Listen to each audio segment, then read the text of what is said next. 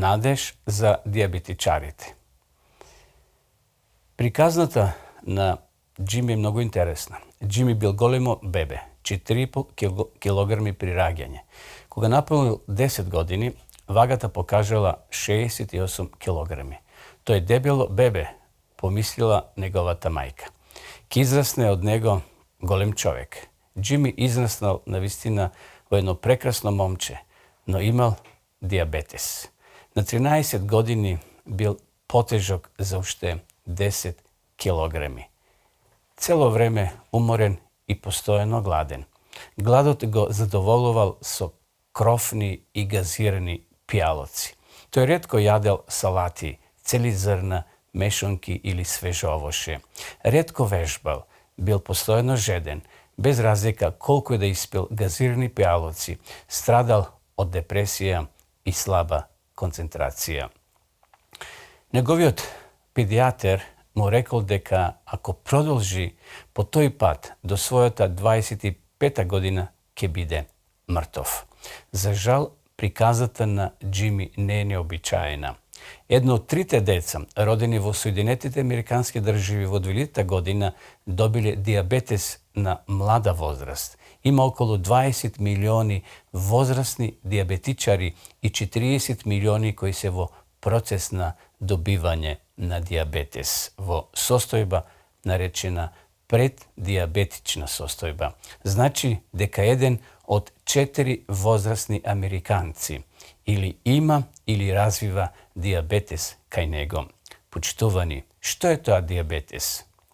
Диабетесот е група на болести кои се карактеризираат со високи нивоа шекер во крвта. Но тоа е само врвот на ледениот брег, би рекле. Диабетесот е метаболичко нарушување што предизвикува клетките во телото да бидат лишени од гориво, од гликоза.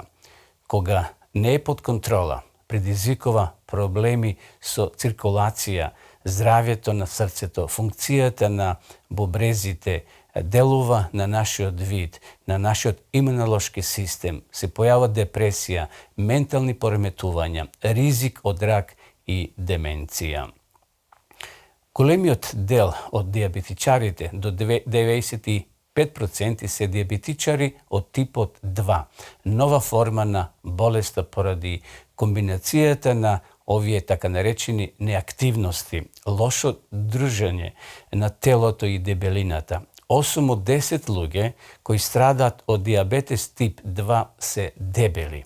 Они кои имаат наслаги на масноти околу стомакот се изложени на поголем ризик. Диабетесот тип 1 е автоимумно нарушување и бара секојдневна нега, односно доза на инсулин. Сите форми на диабетес многу добро реагираат на позитивниот начин на животот.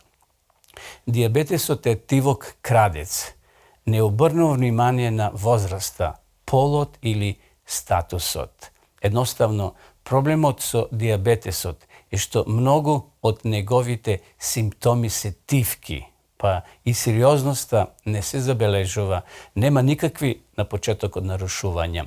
Според еден експерт, ако нешто не се превземе да биде спречен, диабетесот ќе резултира со 35 милиони срцеви напади, 13 милиони мозочни удари, 6 милиони епизоди на бубрежна инсуфиненција, 8 милиони случаи на слепило или операција на очите, 2 милиона ампутации и 62 милиони смртни случаи, вкупно 121 милион сериозно обесправени настани поврзани со диабетесот во следните 30 години.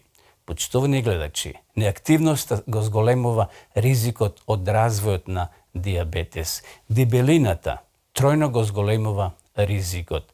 Кога половината на жената ќе се зголеми од 71 см на 96, ризикот од добивање диабетес е 6-кратна.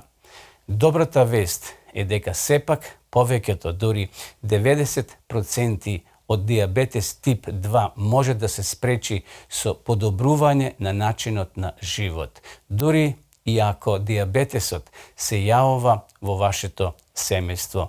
И затоа не треба да стравуваме. Добрата вест е иста. Алатките кои го спречуваат диабетесот исто така управуваат и ги намалуваат симптомите. Победите го диабетесот пред да ве победи тој вас. Како може овој ужасен тренд да се подобри, се поставува прашањето. Заедно со откажување од пушење, управување со стресот и доволно спиење. Неколку едноставни промени што треба да ги направите ќе направат голема разлика со текот на времето. Направете оброци за паметење. Едноставно, вие сте сега на потек. Повеќе домашни оброци, користејте ги здравите избори и здравите намирници. Поедок, например, богат со влакна, вклучувајќи цели зрна и свежо овоше во вашата исхрана. Започнете го оброкот со супа од зеленчук, салата или овошје. Понатаму, намалете го внесот на месо и млечни производи во вашата исхрана. Зголемете го внесот на мешунки, зеленчук и салата. Помалку брза храна со многу масти и сладки. Отфрлете ги во вашата секојдневна исхрана. Елиминирајте ги газираните сокови или така наречени диетално и редовно. Замените ги таквите сокови или висококалоричните пијалоци и овошните сокови со обична вода. Во нив има многу шекери. Замените го алкохолот и пијалоците кои содржат кофеин со билни чаеви или едноставно обична вода. За почеток пешачете 10 минути после оброкот секој ден. Планирајте умерено вежбање во вашиот распоред. Ставите го и тој дел од вашиот распоред. Создадете план за вежбање кој ќе се изгради до вкупно 1 час. Значи, дневно. Вежбајте со пријателите, за да бидете мотивирани, да имате елан и поставите си цел во вашиот живот. Вие сте создадени за успех. Немој да очајувајте. Секој човечко суштество е дизајнирано од Бога за обнова. И затоа бидете упорни. За обнова и за закрепнување. Неконтролираниот диабетес ги нарушува телесните системи, го уништува вашето здравје и ја намалува вашата животна енергија. За среќа, позитивните одлуки за начин на вашиот живот може да му помогнат на диабетичарот да закрепне, да го закрепне здравјето, враќање на телото, односно на силата. Божиот план за здрав живот вклучува силни принципи за враќање на менталното, духовното и емоционалното здравје.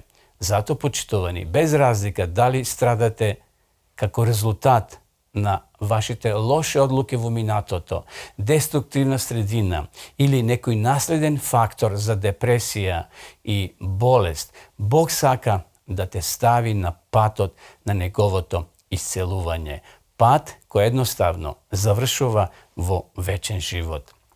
Иако живееме во свет каде страдањето се јавува како резултат на гревот и злото, сепак, почитувани гледачи, можеме да избегнеме непотребно страдање, предизвикано од одлуки кои го нарушуваат или ги нарушуваат здравите принципи кои управуваат со нашето тело. За среќа, дури кога донесуваме погрешни одлуки, имаме големо ветување од Бога, зашто ќе те исцелам и ќе ти ги излечам раните, вели Господ. Еремија 30 глава 17 стих.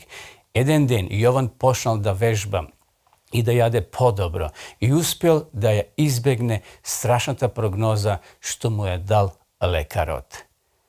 Создавањето нови навики бара состојба на нашиот ум.